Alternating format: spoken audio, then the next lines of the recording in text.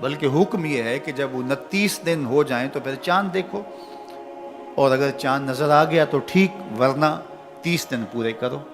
بس یہ سادہ سا ایک نظام ہے۔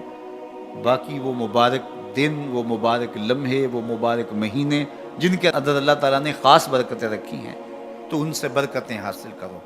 تو یہ جو ہم ایک وہ بھیڑ چال کے طور پہ یہ شعر ہونا شروع ہو جاتا ہے کہ فلاں مہینے کی جس نے سب سے پہلے خبر دے دی تو اس پر رسول اللہ کی شفاعت واجب ہو گئی۔